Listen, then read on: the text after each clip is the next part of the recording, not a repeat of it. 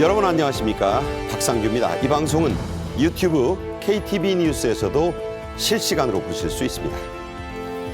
최상목 경제부 총리가 내년 경제정책의 방향을 다음 주 초쯤에 내놓겠다고 밝혔습니다. 온기가 퍼져나가도록 따스함을 담고 현장에서 체감될 수 있는 정책들을 포함하겠다고 다짐했습니다. 국가가 지원하는 새로운 첨단 전략기술 분야로 로봇 산업이 추가 지정됐습니다. 인간을 닮은 이른바 휴머노이드와 섬을 오가는 배달 로봇 등을 자세히 소개해드리겠습니다. 올 한 해도 대한민국 스포츠계에는 영광과 좌절이 교차했습니다. 빛났던 2024 파리와 프로야구 1000만 관중 돌파, 그리고 손흥민의 부침, 축구 대표팀과 대한체육회의 난맥상 등을 집중 분석하겠습니다. 먼저 최진영 TV 대표, 임종윤 시사평론가 함께하겠습니다. 어서 오십시오. 네, 안녕하세요. 네. 최상목 경제부 총리가 내주 초에 내년도 경제정책의 방향을 내놓겠다 이렇게 밝혔는데요. 이 발표에서 상당히 단호하고 비장한 단어들을 많이 썼네요. 그렇습니다. 사자성어로 각고면려의 자세로 열심히 하라 이런 말씀하신 것 같은데요. 우리가 각고의 노력, 뼈를 깎는 아픔 그 정도의 노력을 해라라는 취지인 것 같은데 그런 식으로 해서 이 취약계층이 따스함이 실질적으로 체감될 수 있는 경제정책을 해나가겠다 이렇게 지금 말씀하셨습니다. 특히 어떤 그 맞춤형 정책, 청년, 중고령층, 소상공인 그리고 취약 근로계층 등 취약계층에 대해서 타겟 어떤 그 지원을 통해 가지고 하고 또 더불어서 먹거리, 주거 기본적인 어떤 그 핵심 생계비 부담 대책 같은 경우에도 확실하게 어떤 그 대책을 마련하겠다라고 했는데요. 말씀드린 것처럼 체감할 수 있도록 해서 정말 우리 그 윗목 아랫목 할 거 없이 어떻게 보면 서민한테도 지원할 수 있도록 하겠다는 방향을 밝혔고 더불어서 소상공인에 대해서도 이 맞춤형 금융 지원 방안 이런 식으로 해서 최근에 카드 수수료도 할인하고 네. 여러 가지 지금 그 소상공인 요즘 어려운데 자영업자 이런 부분에 대한 대책도 마련하라고 지금 경제팀에게 그 큰 어떤 요청을 한 상태인 것 같습니다. 그 전례 없는 속도 또 그 규모의 집행 계획을 발표하겠다. 자, 속도와 규모, 특히 속도를 강조한 건 어떻게 보셨어요? 그렇습니다. 그만큼 최근에 경제 어떤 상황 좋지 않다는 걸 얘기하지 않습니까? 특히 어떻게 보면 대기업뿐만 아니고 중소기업 같은 경우에는 최근에 여러 가지 어떤 대외적 여건이라든가 환율 이런 부분에 굉장히 어려움이 있기 때문에 경제적인 어떤 그 국가의 재정을 푸는 것이 말초신경에 있는 제일 끝단까지 속도감 있게 해서 그 윗목도 따뜻한 온기가 느낄 수 있도록 하라고 했으니까 그런 경제정책 방향 아마 조만간 나오지 않을까 생각을 합니다. 네. 최상목 부총리는 거의 매일이다시피 한국은행 총재, 금융위원장, 금융감독원장과 함께 이른바 4명 F4 회의를 열어오고 있습니다. 이번에는 증시 안정대책에 역점을 뒀어요. 예, 그러니까 지금 시장이 굉장히 좀 안 좋죠. 환율은 굉장히 급등을 했고 주식시장은 좀 떨어지고 있고 가장 우리나라가 그동안 여러 번 거쳤던 그 경제 위기 때마다 나타나는 현상이 공통적으로 좀 발생을 하고 있습니다. 근데 이렇게 시장이 위기일 때 제일 중요한 게 그 수급이라고 그래서 시장에 돈이 들어올 수 있도록 만드는 거거든요. 지금 외국인 투자자들이 자꾸 빠져나가는 상황이니까 그럼 이 상황에서 외국인 투자자들이 빠져나간 이 공백을 뭘로 메꿀 것이냐. 네. 결국 이제 어떤 정부라든가 이런 쪽에 기관의 어떤 자금을 동원해서 이제 막아야 된다. 이런 식의 얘기들을 좀 할 수밖에 없습니다. 과거에도 그런 사례들이 많았고요. 그래서 최상목 부총리도 밸류어 펀드라는 거를 이제 2차로 좀 조성을 해서 이제 3천억 원을 만들어서 이걸 시장에 이제 투입을 하겠다 이렇게 얘기를 했고요. 그래서 시장의 이 수급 공백을 해소를 해서 주가가 더 이상 떨어지지 않도록, 그러니까 주가를 끌어올린다는 차원이 아니라 시장을 좀 안정화시킨다, 더 떨어지지 않게 한다는 차원에서 이 자금 얘기를 좀 했고요.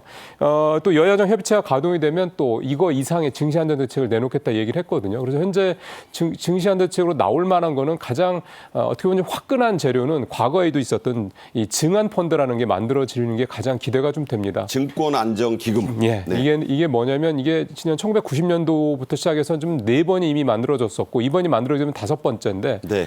가장 가까운 게 지난 이제 그 팬데믹 때였거든요. 그때 2020년에 주가 엄청나게 빠졌었잖아요. 그러니까. 그때 10조 7천억 원 규모의 증안 펀드가 만들어져서 실제 투입은 안 됐습니다. 투입도 되기 전에 시장이 반등을 했기 때문에 네. 그래서 이번에도 그런 효과를 정부에서는 좀 기대를 하고 있는 것 같습니다. 네, 지금 우리 증시가 뭐 홍콩은 물론이고 대만 증시보다도 저평가돼 있다. 심지어 저개발국 증시만도 못하다는 얘기가 나오고 있기 때문에 이 점에 있어서는 여야 공히 책임을 느껴야 되지 않을까 그런 생각을 합니다. 은행권도요, 소상공인 살리기에 동참합니다. 먼저 폐업 위기에 내몰려 있는 소상공인들을 위한 금융 지원이 나왔죠. 그렇습니다. 이거 나름대로 그 소상공인한테는 정말 정신 번쩍 들게 하는 나름대로의 좋은 소식이 아닌가 싶은데요. 은행권 같은 경우에는 우리나라 한 25만 명에 이르는 소상공인에게 14조 지금 대출이 있는데 그에 대한 이자를 연간 7천억 원 정도 이자를 감경해 준다라고 합니다. 실질적으로 이렇게 된다고 하면은 3년간 약 2조 원 정도가 지원되는 셈인 것 같은데요.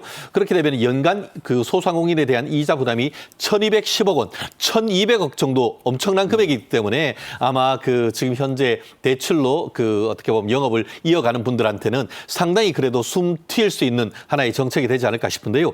실질적으로 지금 은행 규모에 따라 시중에 한 20개 은행이 6천 내지 7천억 원 이자에 대해서 각 은행 규모에 따라서 이 은행에 따라서 네. 부담을 한다고 하는데 아마 구체적인 안이 조만간 나와서 실질적으로 내가 하는 주거래은행에서는 얼만큼 어떤 이자에 대한 경감이나 있는지 아마 조만간 이런 프로그램이 나오지 않을까 예상을 합니다. 사실 뭐 원금 갚기도 버거운데 이자 때문에 뭐 이 먹고 살기도 힘들다면 이건 정말 이자는 좀 내려줘야 된다. 최 변호사님께서도 뭐 대출 써보신 적 있잖아요. 그렇습니다. 뭐 사실 저도 지금 우리 집이 은행 집이다라고 할 그래요? 정도로 네. 보통 사람들 다 그 은행이 대출이 있지 않습니까? 근데 최근에 특히 팬데믹 사태 이후에 이자가 높아지고 또 최근 같은 경우에도 뭐 주택담보대출 이자도 어떻게 보면 그걸 규제하기 위해서 낮추지 않고 있는 이런 상황이다 보니까 이자 대출 하다 보면은 집에 가져갈 돈이 없다는 그런 하소연을 많이 하지 않습니까? 그렇기 때문에 이런 부분에 있어서 물론 이자를 완전히 탕감하는 것이 아니고 네. 그 이자의 어떤 그 대출 기한을 연장해주는 이런 부분이긴 합니다만 그래도 어려울 때는 우리가 소나기는 피해가자는 것 아니겠습니까? 이 경기가 어려울 때는 같이 상생하는 그런 나름대로의 지혜가 아닌가 생각을 합니다. 흔히 이럴 때 뭐 빚을 다 탕감해주는 그런 정책을 내놓는데 이것은 곤란하죠. 도덕적 해이가 있습니다. 성실하게 빚을 갚는 분들이 있기 때문이죠. 그래서 경감하고 기한을 늘려주면서 가자 이런 얘기가 되겠네요. 이번 대책의 포인트는 최상목 경제부총리의 말 맞다나 맞춤형 지원이란 겁니다. 자, 어떻게 맞춰준다는 거죠? 예, 일단은 대상이 지금 좀 전에 앵커 말씀하신 대로 일단 정상적으로 이자를 갚아왔던 정상 차주라고 보통 얘기를 합니다. 정상적인 차주. 예. 그러니까 연체 이력이 없는 그런 분들, 그러니까 탕감에 대한 부분에 대해서 명확하게 좀 딱 규제를 했다 이렇게 보면 되는 거고요. 방식은 장기 분할 상환, 그러니까 오랫동안 나눠서 대략 한 10년 정도 이렇게 나눠서 분할 상환을 한다. 그만큼 부담을 줄여주겠다는 얘기고 또 하나는 이 기간 동안에 분할 상환을 하면서도 이제 이자를 감면해서 양쪽으로 이제 부담을 줄여주겠다라는 이제 방식이 되겠습니다. 구체적으로 보면 이제 은행의 개인 사업자 대출 119라는 게 있는데 이 제도를 좀 더 강화하겠다는 내용이고 기존에 이제 개인 사업자 중심이었던 걸 이제는 법인과 소상공인까지 그러니까 규모를 좀 더 키웠다 이렇게 보시면 되겠는데요. 네. 그러다 보니까 이 차주 대상 즉 지원 대상도 연간 매출액 20억 미만, 직전 연도 총자산 10억 원 미만, 은행 여신, 은행에서 빌린 돈이 10억 원 미만 이런 식으로 좀 사이즈가 커졌습니다. 네. 그러니까 조금 더 혜택을 받는 대상자들이 늘어난다 이렇게 보면 되겠고요. 대환, 그러니까 이를테면 지금 대출 받아 있는 이 부분들을 10년으로 장기 상환을 하고 그다음에 이자도 감면해 주고 그래서 분할 상환할 수 있게 대출 상품 자체를 대환이라고 그러죠. 갈아타게 해주는 이런 방식도 좀 지원을 해주기로 했습니다. 네. 요즘은 정말 힘듭니다. 문을 닫고 싶어도 다시 말씀드려 폐업을 하고 싶어도 그러기도 쉽지 않고 또 어떻게든 재기해 보려고 해도 어렵다고들 하시는데요. 자, 이런 분들을 위한 프로그램도 이번에 나왔죠? 그렇습니다. 저도 변호사 일을 하다 보니까 폐업하고 싶어도 보증해놨는 것 때문에 폐업 못하는 이런 일들이 실제로 상당히 많습니다. 폐업도 마음대로 못하는. 그렇죠. 그렇기 때문에 이런 폐업자를 위해서는 저금리 장기 분할 상환 프로그램을 한다고 합니다. 그래서 1억 이하 같은 경우에는 최대한 어떻게 보면은 한 30년까지도 이렇게 연장을 해줄 수 가장 있다는 것이죠. 길게는? 그렇게 네. 하고 그것보다 좀 많다고 한다고 하면은 한 10년 정도까지 지금 1억 초과에 대해서는 10년까지 분할 상환할 수 있도록 해서 폐업하는 것을 조금 더 쉽게 할 수 있도록 하고, 더불어서 폐업하는 것이 아니고 지금 힘들지만 더 열심히 하면은 이 빚 청산하고 다시 재기할 수 있겠다, 이런 분들을 위해서는 상생 보증 대출과 관련해 가지고 상품을 새로 출시를 한다고 합니다. 그래서 이 부분 같은 경우에도 두 갈래로 나뉜다고 하는데, 하나는 햇살론 119 대출, 그리고 또 하나는 소상공인 성장업에 대한 어떤 지원, 이 두 갈래로 나는데요. 말씀드린 것처럼 햇살론 119 같은 경우에는 채무 조정 프로그램을 통해 가지고 3억 이하 매출 있는 사람들 같은 경우에는 2천만 원에 대해서 경우에 따라서는 5년 분할해서 천천히 갚을 수 있도록 해서 네. 지금 대출에 대한 어떤 부담을 줄이고 그 자금으로 사업을 운영할 수 있도록 해주고요. 더불어서 소상공인 성장업 같은 경우에는 추가적인 어떤 대출을 통해서 영업 활동을 좀 더 촉진시키고 어떤 재기하려고 하는 이런 분도 있기 때문에, 이런 부분에 대한 추가적 설비 운영 자금 보증부 대출을 공급한다고 하니까 지금 재기 의지가 있는 그런 분들은 한번 이 정책 자금 한번 문을 두드려 보는 게 어떤가 생각을 합니다. 네, 변호사로 또 로펌하고 계시니까 이런데 더 실제적인 얘기를 해주시네요. 퇴직연금도 요즘 문제입니다. 오죽하면 거기에다 손을 대게 될까요? 정부는 퇴직연금을 중도에 인출하는 요건, 이것을 좀 강화하기로 했습니다. 왜 그런가요? 퇴직연금이라는 게 결국 나중에 노후에 대한 어떤 삶의 부분을 위해서 하는 거 아니겠습니까? 국민연금이랑 마찬가지고요. 근데 퇴직연금이 우리나라에서 이렇게 강화된 이유는 국민연금의 이 소득 대체율이 워낙 현재로서는 낮기 때문입니다. 우리가 국민연금이 시작된 게 1988년이니까 사실 그렇게 오래된 게 아니죠. 그러다 보니까 지금 국민연금을 받는 분들이 그 금액 자체가 크질 않기 때문에 그게 이제 생계에 크게 도움이 되거나 믿고 의지할 만한 수준이 안 되다 보니, 그러니까 근로자 때부터 네. 국민연금 외에도 퇴직연금이라는 건 별도의 이 연금을 만들어서 이제 이중으로 보장을 하자, 이런 차원이었는데요. 문제는 그러려면 오랫동안 계속해서 퇴직연금을 넣어야 되는 건데, 좀 전에 말씀하신 대로 중간에 자꾸 이걸 정산하는 그런 경우들이 늘고 많아요. 있습니다. 예, 이 예외 조항이 없을 수가 없기 때문에 불가피한 건데, 이걸 중간 정산해서 보통 집을 사거나 또는 뭐 집을 늘리거나 또는 뭐 대출을 상환하거나, 심지어는 요즘에는 주식이나 뭐 코인 투자까지 할 정도로, 그러니까요. 어쨌든 정상적이지 않은 방법으로 퇴직연금 중간 정산 제도가 악용이 되다 보니까 아예 이거를 좀 차단을 해야겠다라는 게 정부의 의지고요. 다 할 수 있는 건 아니고, 퇴직연금 중에서도 DC형, 그러니까 DC형은 그 근로자가 자기가 사실 마음대로 운용을 할 수가 있거든요. 네. 그래서 이 DC형을 가입한 이 퇴직연금은 이렇게 중간 정산할 수도 굉장히 까다롭게 하도록 그렇게 하겠다, 이렇게 지금 정부의 방침을 세운 상황입니다. 자, 오죽하면 퇴직연금을 중도에 빼내는 분들이 저렇게 늘고 있을까요? 실제로 통계청이 조사를 해봤습니다. 그랬더니 퇴직연금을 중도에 인출하는 분들의 과반수가 집 사려고 한다고요? 그렇습니다. 사실 이 퇴직연금이라는 것이 퇴직금 중간정산하지 못하게 하고, 실질적으로 나중에 퇴직하고 나서 이 노후 자금으로 쓰도록 하려는 그런 것인데, 안타깝게도 퇴직연금 중도 인출에서 굉장히 많이 늘고 있다고 합니다. 그중에 52.7%, 절반이 넘는 사람들이 주택 구입, 그리고 또 전세 자금인 주거 임차용으로 한 27.5%. 저게 대부분이에요. 그렇죠. 그리고 또 회생 절차. 그만큼 또 생활이 어렵다 보니까 대출 갚는데 또 13.6% 된다고 하는데, 실질적으로 보면은 2023년 퇴직연금 통계를 봤을 때에 이 6만 4천 명 전년 대비 한 28%가 늘었고, 실질적으로 금액도 2조 4천억 원으로 한 40% 늘었다고 하니까 경기가 정말 좋지 않구나 하는 것을 체감할 수 있는 통계가 아닌가 생각합니다. 네. 주거를 이유로 퇴직금을 중도에 쓰면 나중에는 어떻게 합니까? 그렇죠. 그렇게 물론 뭐 그 사이에 이 아파트 가격이 늘게 된다고 하면은 그 아파트를 다시 뭐 그 주택연금이나 이런 식으로 선순환할 수도 있겠습니다만, 만약에 사놨던 어떤 아파트 가격이 뚝 떨어지거나 이렇게 됐다고 하면은 내 퇴직연금도 없어지고 네. 내 자산도 없어지기 때문에 이런 부분은 최대한 어떻게 보면은 다른 방향으로 해야 되는데 참 지금 상황이 안타깝고 다만 그럼에도 불구하고 정말 중요한 정책적 목표 같은 경우에는 아파트를 비롯한 주거를 안정화시키는 정부의 대책이 정말 시급하다는 것을 보여주는 통계가 아닌가 생각을 합니다. 네. 요즘 좀 어수선한 정국이지만 한덕수 대통령 권한대행은 내년에 4대 첨단 산업에 대한 지원을 크게 늘리겠다고 밝혔습니다. 자, 이 액수가 어느 정도 늘어나는지 지금부터 좀 짚어볼 텐데 어느 정도 늘리겠다는 건가요? 25조 5천억 정도 됩니다. 그러니까 40%를 전년 대비 늘리겠다. 그러니까 상당히 좀 증가 폭도 그렇고요. 규모도 이 정도면 작은 건 아닙니다. 사실은 이제 다른 나라 미국이라든가 뭐 일본, 뭐 대만, 중국 특히 그렇죠. 유럽도 지금 이런 첨단 기술 분야의 정부의 직접 보조금 이 부분들이 사실은 대세인데 우리는 직접 보조금보다는 아직은 대출, 정책금융이니까 대출 쪽으로 방향을 좀 잡은 그런 상황이라고 보면 되겠고요. 한덕수 대행이 얘기한 이 4대 첨단 산업은 여러분들께서 뭐 귀에 익숙하신 반도체, 로봇, 방산, 방위산업, 그다음에 바이오 이렇게 분야를 보시면 되겠고요. 단순히 이제 정책금융만 이렇게 대폭 확장해서 지원하는 뿐만이 아니라 금융, 세제, 재정, 인프라 같은 이런 동원할 수 있는 모든 수단을 다 가동하겠다라는 게 정부의 방침입니다. 특히 이제 대표적인 예가 지금 용인과 평택에 이 반도체 특화 단지가 좀 건설이 좀 되고 있거든요. 근데 가장 큰 문제가 용수하고 전력입니다. 물하고 그렇죠. 전기. 예, 이 두 부분이 가장 큰 문제인데 이 부분에 대해서 지금 좀 지지부진한 면이 있거든요. 그래서 좀 학계도 그렇고 재계에서도 그렇고 좀 걱정스럽다고 얘기들이 많이 나와서 그런지 이 부분을 좀 일단 가장 먼저 우선적으로 좀 빨리 대책을 세워서 적시에 준공이 될 수 있도록 하겠다 했고요.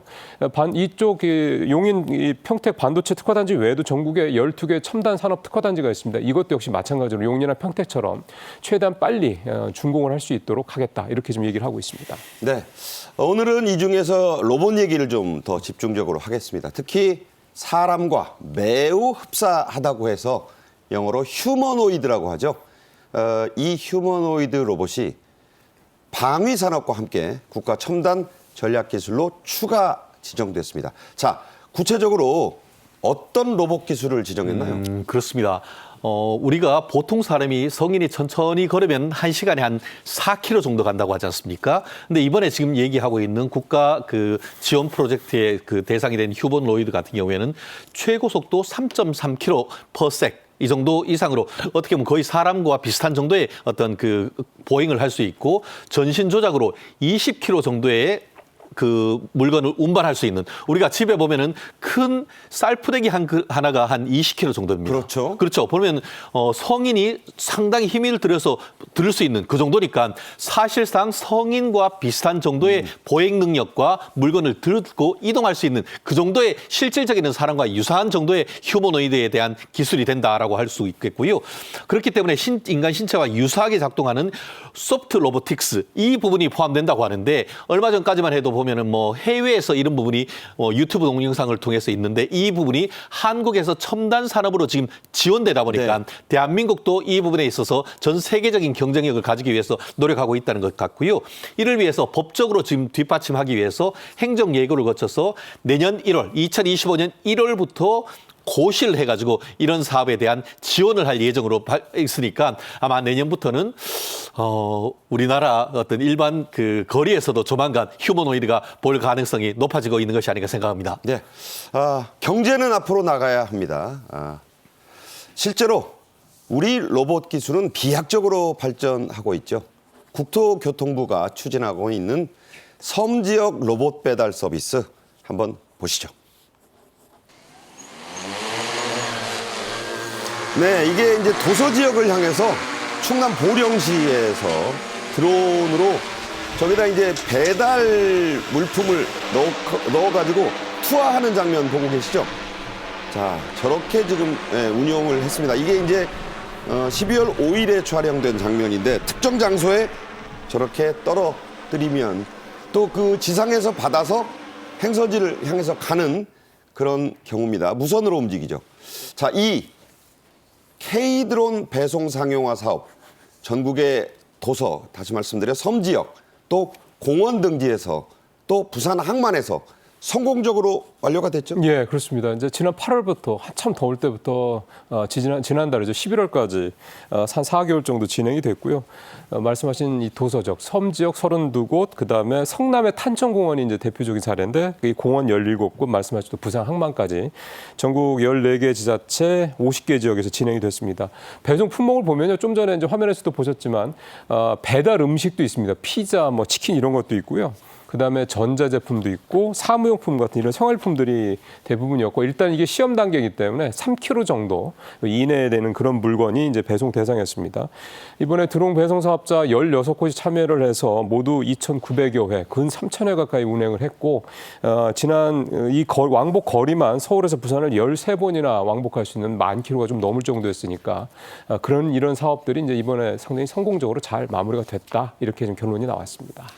자, 섬인데 이 치킨 피자를 밤에 배달받아 보신다고 해요. 그래서 대상 주민들, 특히 섬에 사시는 분들 반응이 매우 좋았다고. 그렇습니다. 사실 예전에 한강에서 짜장면 시키신 분 이것이 지금 제주도를 넘어서 인근에 있는 도서에까지도 가능해졌다는 것이죠. 그때 그 IMF 때 얘기잖아요. 그렇죠. 그렇듯이 이번 같은 경우에는 이른바 드론을 통한 이 배송 상용화 서비스가 지금 실질적으로 성공적으로 운영되고 있다고 하는데요. 제주도 인근에 있는 여러 가지 섬들, 가파도 같은 경우에도 말씀하신 것처럼 야간에 예전 같은 경우에는 오후 4시만 넘으면 배편이 딱 끊기니까 그 이후에는 어떤 물건 배송 같은 것들이 어려웠었는데 이제는 육지를 비롯해서 각 큰 섬에서 이 그 야간 간식을 비롯해서 여러 가지 어떤 생활 편의품을 직접 배송을 할 수가 있으니까 15분 만에 온대요. 15분 만에 온다고 합니다. 그렇기 때문에 저녁에 가족들끼리 음식 배달이나 택배를 받을 수가 있어서 상당히 생활의 질이 높아졌다 이런 부분이 있는데 향후에도 이런 부분을 좀 더 활성화한다고 하면은 서울뿐만 아니고 인근 특히 거동이 어려운 어르신들한테도 상당히 어떤 좋은 서비스가 될 수 있기 때문에 어떤 균질적인 사회 서비스 이런 측면에서도 앞으로 어떤 정부가 노력을 기울여야 될 부분이고 실제로 이 부분과 관련해서 국토부가 나름대로 지금까지 했는데 시범적으로 잘 돼 왔고 이것과 관련해 가지고 뭐 인적 물적 피해가 한 건도 없었다고 하니까 지정된 배송로만 다닌대요. 그렇죠. 그렇기 때문에 앞으로는 좀 더 뭐 AI가 발생하면서 단순히 지정된 것을 넘어서 아마 조금 더 어려운 곳에 있는 분들한테까지도 바로 직배송할 수 있는 그런 시점도 오지 않을까 예측을 합니다. 네. 또 있습니다. 자율주행 로봇으로 음식 배달을 받는 사례도 갈수록 늘고 있습니다. 자, 어떤 모습인지 함께 보시죠.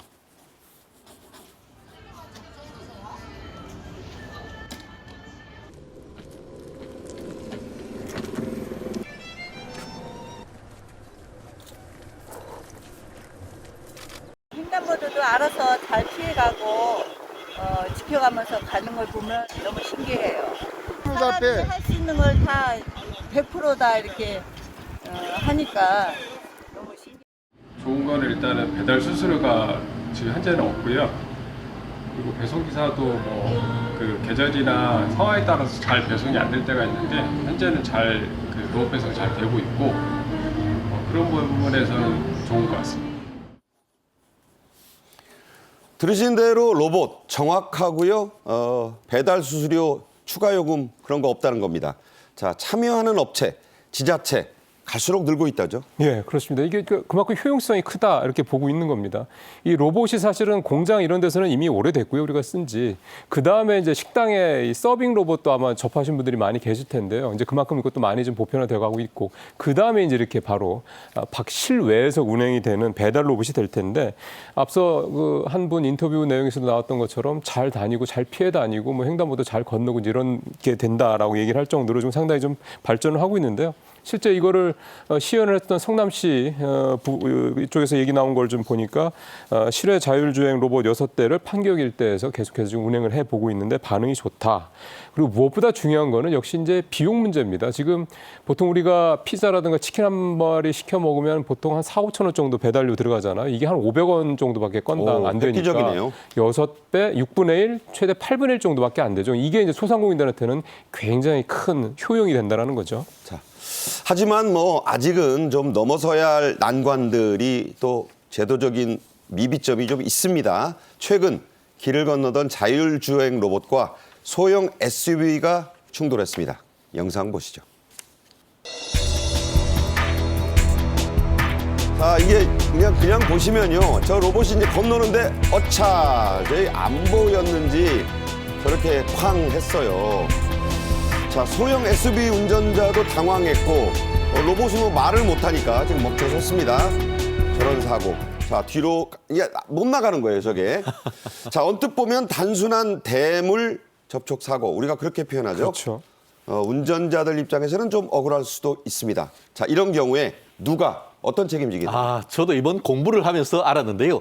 말씀드린 것처럼 지능형 로봇법이라는 게 생겼습니다. 근데 지능형 로봇법 플러스 도로교통법 합쳐가지고 이런 그 도로를 주행하게 하는 자율주행 로봇을 보행자의 지위를 이용합니다. 만약에 이런 지능형 로봇법이 없었다고 하면은 이런 그 바퀴로 움직이는 로봇 같은 경우에는 사실상 도로교통법의 그 차마에 해당하는 네. 어떻게 보면 보행자로 인정되지 못하는 것인데 네. 이 특별법으로서 지능형 로봇법이 하다 보니까 이게 어떻게 보면 자동차나 어떻게 뭐 오토바이가 아니고 오히려 보행자로 지휘를 하다 보니까 오. 운전하는 사람은 로봇임에도 불구하고 사람이다라고 생각을 하고 그렇죠. 건너야 되는 것이죠. 네네. 그렇기 때문에 조금 전 같은 경우에 운전자가 이 너무 키가 작다 보니까 그 로봇을 제대로 보지 못해서 아니야 억울하다라고 하는 것은 충분히 아직까지는 이해를 함에도 불구하고 어쨌든 법적으로 봤을 때는 저와 같은 지능형 로봇은 보행자 어린아이가 길을 건너는 것이다라고 하니까 우선순위를 보행자에게 두는 게 맞죠. 그런 상태에서 어쨌든 보행자이긴 하지만 그것이 사람이 아니고 또 어떻게 보면 로봇이다 보니까 이 경우에는 뭐 교통사고 처리 특례법상 업무상 과실치상은 안 되죠. 결국 어떻게 보면 그 사람과 이 차마 사이에 있는 새로운 어떤 제도가 하다 보니까 이런 부분에 대한 국민에 대한 계도, 홍보 필요한 시점이 아닌가 생각합니다. 자, 이 자율주행 로봇 운영하려면 16개 도장을 받아야 된대요. 이게 법적으로도 갈 길이 멀다고 그렇습니다. 말씀드린 것처럼 새로운 어떤 기술 분야다 보니까 인증하는 기관도 16개씩이나 되다 보니까 업체도 서로 굉장히 어려운데 어차피 앞으로 가야 될 부분이 이런 부분이고 규제 완화와 또 시민 보호 이 부분을 좋아할 수 있는 부분에서 앞으로 제도를 만들어야 되는데 시행하는 과정에서 이 어떻게 보면 시행착오가 있겠습니다만 어쨌든 어떤 앞으로의 어떤 그 이런 부분에 대한 제도적 장치가 있어야 되고 더불어서 방진 방수, 이 장애물 뭐 이런 부분과 관련해서 기준이 없어요. 기준이 없기 때문에 앞으로도 이런 부분에 대해서 데이터가 축적되면서 구체적인 어떤 법률안을 만들어야 될 시점이 아닌가 생각합니다. 네. 저런 법률도 만들어지고 하면 우리 대표님 일도 늘어나시겠습니다. 네, 최진영 TV 대표 또 임종인 평론가와는 여기서 인사드리겠습니다. 고맙습니다. 수고하셨습니다. 네. 2024 파리의 선전으로 온 국민이 열광했고 체육계의 민낯이 여실없이 드러나 분노한 분들도 많았습니다. 우리의 슈퍼스타 손흥민은 갈림길에 섰습니다. 2024년 스포츠계를 정리하는 시간 갖겠습니다. 먼저 영상 보시죠. 여러분이 만들어갈 이야기 하나하나가 우리 국민과 국제사회에 큰 울림이 될 것입니다. 대한민국 국가대표로 단복을 입을 수 있다는 게 굉장히 저한테 영광스러운 것 같습니다. Long days and summer nights. You'd put your hands in my sweater and tell me everything's alright.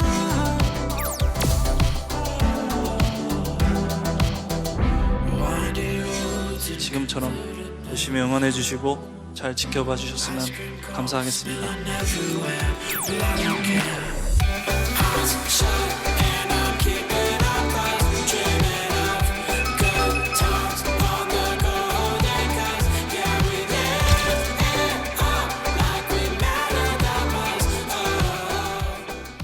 네, 최동호 스포츠 평론가 나오셨습니다. 안녕하세요. 예, 안녕하세요. 네.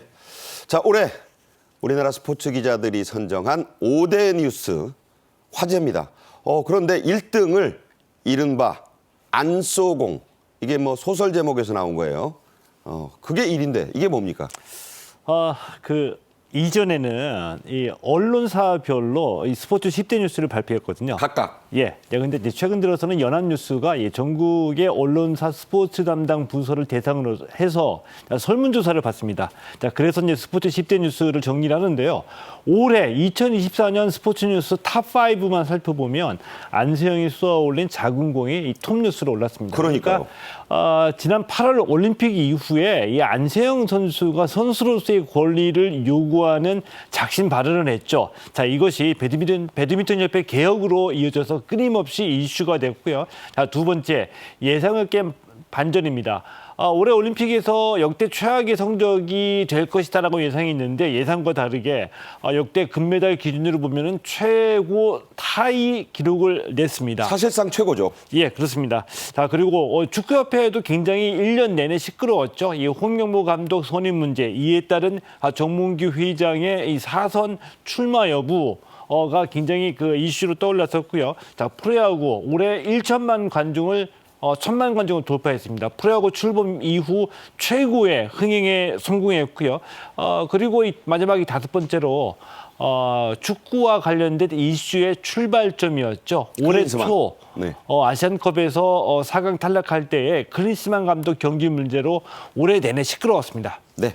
자, 이제부터 하나 짚어보겠습니다. 축구협회장 선거는 허정무 전 대표팀 감독에 이어 신문선 전 방송 해설위원까지 나서면서 3파전이 됐는데 지금은 누가 가장 유력해 보이나요?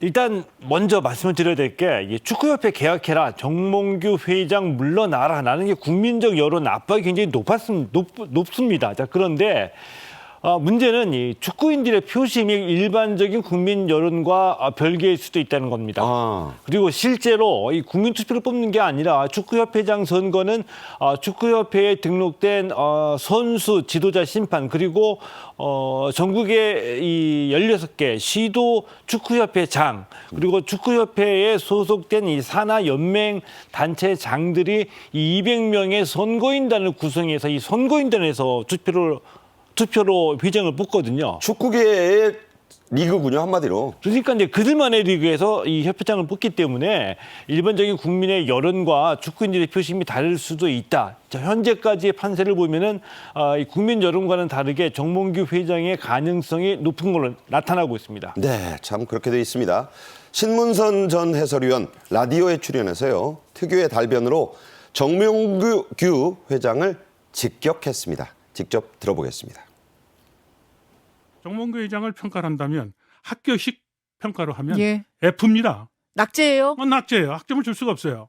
12년간의 경영 실적을 따지면 국가에서 지원한 기금을 빼면 모두가 다 마이너스입니다. 알겠습니다. 그 부분도 안 돼 있고 인사의 전횡도 있었고 축구 그러면 부정부패 집단이고 그죠? 대표팀 아시안컵에서 우승하겠다고 했다가 탈락시켰죠. 네, 또 다른 경쟁자인 허정무 전 축구 국가대표팀 감독은 부정선거 의혹까지 제기했습니다. 이게 가능한 일인가요? 사실로 확인이 되면은 파장이 클 것으로 예상이 됩니다. 그러니까 이 선거인단을 구성해서 이 선거인단을 대상으로 해가지고 일종의 우리 일반적인 선거의 법정 선거운동 기간처럼 이 축구협회의 선거도 선거 운동할 수 있는 기간이 정해져 있거든요. 자, 그런데 사전에 미리 이 선거인단의 이 명단이 유출이 돼서 이 명단에 기초해서 지금 정몽규 협회장이 선거 운동을 하고 있다 이런 의혹을 제기한 거거든요. 네. 아직까지는 이제 이 허정무 전 대표팀 감독은 이런 축구협회 고위 임원으로부터 이런 제보를 받았다라고 이제 의혹을 제기한 건데 협회는 아직까지는 이 부정하고 있고요. 만약에 이게 사실이라고 한다면은 엄청난 파문이 일 수도 있다라고 봅니다. 네. 자, 이 부정선거 참 어디나 말썽이군요. 자, 올해의 스포츠 뉴스 2위는 12년 만에 가장 높은 성과를 올렸다고. 그래서 흔히 가성비가 가장 높았던 그런 대회였다. 2024 파리 얘기입니다. 하지만 숙제도 꽤 많이 남겼어요. 예, 그렇죠. 금메달 13개, 은메달 9개, 동메달 10개, 총 32개의 메달을 따냈고요. 이 금메달 기준으로 본다고 한다면 역대 올림픽 사상 금메달 최다 타이 기록이기도 합니다. 앞서 말씀드린 대로 최악의 성적이 날 것이라는 이 부진을 딛고 극적인 반전을 이뤄냈죠. 네. 특히 간단하게 특징적인 것만 짚어보면은 역시 우리 민족이 전투의 민족이 아니냐라는 얘기가 나올 정도로 활총 칼에서 강세를 나타냈고요. 쏘고 찌르고. 네. 예, 그 안세영 신유빈이라는 뭐 새로운 스타를 발굴하기도 했었죠. 특히 눈에 띄는 기록은 뭐 양궁에서 여자 단체전인데 여자 단체전은 1988년 서울 올림픽에서 양궁이 올림픽 종목으로 채택된 이후에 지금까지 단 한 번도 여자 단체전은 금메달을 빼앗긴 적이 없습니다. 10회 연속 우승입니다. 한국 안방잔치가 됐어요, 사실은. 네. 양궁은 예, 그렇죠. 네. 5개 전 종목 석권이니까요. 네. 하지만 우리가 육상, 또 수영 이런 기초 종목, 원래 올림픽은 그런 것들인데 여기에서의 다변화 숙제도 좀 남겼습니다. 육상에서도 금메달을 기대해 봐야겠죠. 자, 이렇게 활총 칼에서 금메달이 쏟아지자 우리가 원래 전투 민족이었다는 얘기까지 나왔습니다. 뭐 어떻게 보세요? 재미있는 현상인데 저는 나름의 이유가 있다라고 봅니다. 그러니까 DNA화 됐다라고 보거든요. 일단 화를 먼저 말씀드리면 아주 BC, 그러니까 기원전의 중국의 역사에서도 이 동이족이라는 얘기가 나오죠. 동쪽에 그렇죠. 활 잘 쏘는 민족. 고구려 그 무덤에 활 많이 나오잖아요. 예, 그렇습니다. 그리고 고구려의 시조 이 주몽도 신궁이었다라는 얘기가 있고요. 조선을 건국한 이 태조 이성계도 활을 잘 쐈습니다. 신궁이라는 얘기 들었고요. 명궁이었죠. 예, 그 정조도 그렇고요. 19세기까지, 그러니까 우리 그 사대부라고 하는 우리 이 엘리트의 집안에는 실제로 활을 쏘지 않더라도 활을 벽에 걸어놓는 게 이게 나름의 집안의 기풍을 보여주는 전통이기도 했습니다. 우리 원래 활 잘 쏘는 민족이었었고요.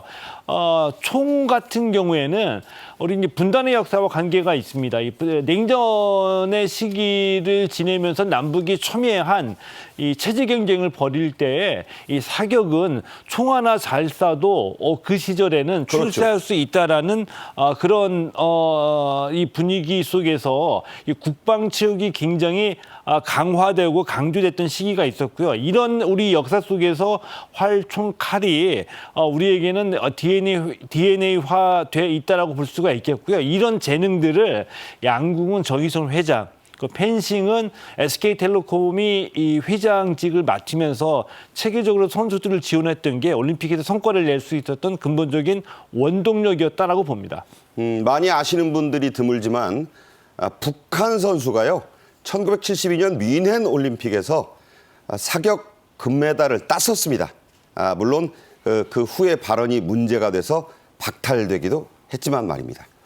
자, 스포츠 뉴스 1위 안세영 선수의 작심 발언입니다. 안 선수 후회하지 않는다고 최근 인터뷰에서 밝혔는데요. 직접 들어보겠습니다.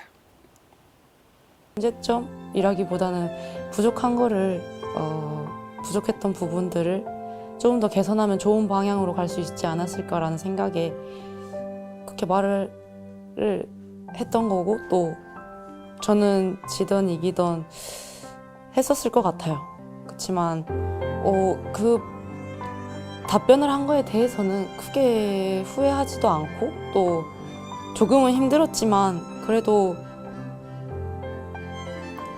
많은 분들의 도움을 받고 또 다시 일어설 수 있어서 괜찮았던 것 같아요. 우리나라 체육 기자들이 가장 많이 꼽은 1위 뉴스, 협회를 직격한 이 안 선수의 작심 발언이었습니다. 자, 체육 기자, 언론인 출신으로서 어떻게 보셨어요? 자, 언젠간 터질 일이었습니다. 그리고 반드시 우리가 겪어야 될 일인데요. 이게 무슨 뜻이냐면은 한국 스포츠사, 20세기 한국 스포츠사를 간단하게 압축하면 우리는 세계적인 선수를 길러내는 데 주력했다입니다. 이러다 보니까 선수들의 경기력과 협회의 행정력의 격차가 벌어졌죠. 21세기에는 한국 스포츠의 행정력, 스포츠 외교, 이 체육 거버넌스를 선진화하는 데 주력해야 되는데, 예를 들면 먼저 안세영 선수보다 먼저 윙크 왕자 이용대 선수가 똑같은 주장을 했었습니다. 네. 근데 이용대 선수가 배제를 당했죠. 그러나 이번에는 안세영 선수가 선수로서의 권리를 주장한 것이 이제 국민적인 여론의 지지를 받으면서 문체부가 적극 개입해서 배드민턴 협회가 개혁을 하겠다라는 약속을 협회로부터 받아낸 겁니다. 네. 자, 그렇다면 안세영이 쏘아 올린 이 작은 공이 협회를 바꾸기는 했습니까? 적지 않은 부분에서 협회에 수용이 됐죠. 대표적으로 협회가 선수들의 권리를 인정을 해서 선수로서의 선수가 개인적으로 후원을 받는 대표적인 품목이 이제 경기화입니다. 선수들의 이제 개인 이 스폰서 계약을 허용을 했고요. 그리고 예를 들면 또 대표적으로 대표팀이 선발할 때 배드민턴은 희한하게 경기력 70%의 주관적 평가 30%를 포함해서 지금까지 선발했거든요. 왜 그런지 모르겠어요. 그러니까 협회가 원하는 선수를 뽑겠다는 얘기죠. 30% 그거 참. 문제가 지적이 되면서 이 선발전 결과만으로 100% 뽑는 방식으로 전환이 됐고요. 그리고 안세영 선수와 갈등을 빚었던 대표적인 직접적인 인물이죠. 김학균 대표팀 감독. 김학균 대표팀 감독은 재임용에서 탈락됐습니다. 네. 히딩크 신화 여러분 기억하실 겁니다. 이름도 모르고 어느 대학교 나왔는지도 모르고 오로지 실력만으로 뽑아서 우리가 4강을 했었죠. 한국 축구의 간판 스타 손흥민 선수의 이적설이 갈수록 힘을 받고 있습니다. 지금은 어떤 상황입니까? 손흥민 선수 토트넘과의 계약 기간이 내년 6월까지입니다. 네. 토트넘에는 1년 연장할 수 있는 옵션이 주어져 있고요. 그런데 아직까지 토트넘이 손흥민 선수와 재계약을 할지 아니면 1년 연장만 할지 말을 안 하는. 확실하게 입장을 표명하지 않고 있습니다. 네, 기자들은 뭐 기사는 막 쓰는데. 예, 이렇게 되면서 손흥민 선수의 다른 구단, 유럽 빅리그 구단 이적설이 계속 보도가 되면서 축구 팬들로서는 이런 이 보도 쫓아가기가 좀 급급해하는 그런 현상이 벌어지고 있고요. 정작 손흥민 선수도 토트넘 구단도 손흥민 선수의 다음 행보에 관해서는 정확한 입장을 아직까지 밝히지 않고 있습니다. 네. 자, 그래서 이제 손 선수 뭐 돈은 많이 벌었는데 명예 그리고 우승컵을 제대로 들어올린 적은 없어요. 그래서 세계 굴지에 손꼽히는 클럽들이 물망에 오르고 있습니다. 하지만 딱히 정해진 곳은 없습니다. 뭐 바르셀로나, 레알 마드리드, 맨체스터 유나이티드 얘기는 많이 나와요.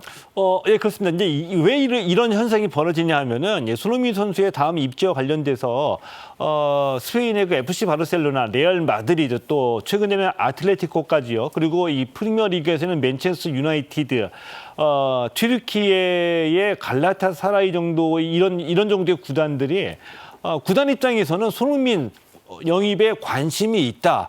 이런 말을 충분히 할 수 있다라고 보거든요. 네. 자, 그런데 이 관심이 있다 이 얘기가 뭐 부동산 찾아가서 매물 나온 거 있냐 한번 물어본 정도로 집을 사는 거는 아니라고 봐야 되겠죠. 그냥 뭐 좀 속된 말로 간을 보고 있는 겁니까? 예, 그렇습니다. 이제 이 정도의 나온 발언을 가지고 이제 이적설이 보도가 되고 있기 때문에 정확한 것은 손흥민 또는 이 토트넘 구단의 입장 표명까지는 기다려 봐야 될 것 같고요. 손흥민 선수의 입장에서는 저는 뭐 희소식이 하나 있다라고 봅니다. 어떤 거죠? 이 토트넘에서 영혼의 단짝으로 불렸죠. 해리케인. 예, 해리케인 선수가 바이에른 뮌헨에서 지금 활약하고 있는데 슬쩍 물어본 질문에 손흥민을 영입하면 좋겠다는 얘기가 나왔었습니다. 손흥민 선수 원래 이 분데스리가에서 뛰었던 경력도 있고요. 이 영혼의 단짝 해리케인과 만나게 되면은 이적에 따른 어떤 적응 문제에서도 훨씬 더 유리하기 때문에 그 바이에른 뮌헨이 우승 가능성도 높은 팀이고요. 네. 이 정도 팀이면 손흥민 선수도 좀 고민해보지 않을까 이렇게 좀 생각이 드네요. 네. 여러분 가장 최근에 손흥민 선수가 4강전 리그컵 4강전에서 코너킥을 그대로 골로 연결시키는 환상의 킥을 성공시켰죠. 물론 결승에 올라가서 리버풀한테 3대6으로 지긴 했습니다. 자, 손 선수 돈보다 명예, 특히 우승컵을 제대로 된 이 우승컵을 원하고 있습니다. 최동호 평론가께서 보실 때 만약에 뭐 이적을 한다면 어디로 가야 할까요? 이적을 하게 된다면 역시 앞서 말씀드린 대로 이 바이에른 뮌헨이 가장 적합하지 않을까, 손흥민 선수 입장에서 가장 유리하지 않을까라고 생각합니다. 손흥민 선수 단 한 가지의 좀 약점이 있죠. 예를 들면 아시아 선수로서 유럽의 빅리그에서 골과 관련된 모든 기록을 다 가지고 있습니다. 부족한 네. 게 없죠. 그런데 우승이 없습니다. 이 우승이라는 면으로 보면은 우승에 가장 가까이 갈 수 있는 바이에른 뮌헨이 유리하다라고 보고요. 더군다나 이적, 새로운 팀에 가서 적응해야 될 어려움이 별로 없어 보이죠. 분데스리가 원래 레버쿠젠에서 뛴 적이 있고요. 또 해리 케인이라는 이 손발이 맞는 선수, 토트넘에서 함께 뛰면서 이 토트넘에서 함께 뛸 때 프리미어리그 최다 합작골 기록을 세웠던 선수입니다. 때문에 이적을 전제로 한다면은 바이에른 뮌헨이 가장 유리하지 않을까 이런 생각이 들기도 합니다. 분데스리가는 뭐 차범근 선수로도 유명하고 본인도 뛰었고 해리 케인도 있고 독일에서 마지막 꽃을 피우는 게 더 나을 것이다. 네, 그렇습니다. 네, 저도 좀 기대를 해보겠습니다. 최동호 스포츠 평론가와 함께 올해 스포츠계 정리해봤습니다. 고맙습니다. 고맙습니다. 몹시 어수선하고 뒤숭숭한 크리스마스 이브가 왔습니다. 산타클로스는 하지만 어김없이 오늘 밤 세계 곳곳 또 서울 곳곳 전국 곳곳을 돌아다닌다고 합니다. 종교를 떠나 이념을 떠나 모두가 행복하고 마음이라도 편안해졌으면 좋겠는데요. 저는 26일 오후 1시에 다시 찾아뵙겠습니다. 고맙습니다.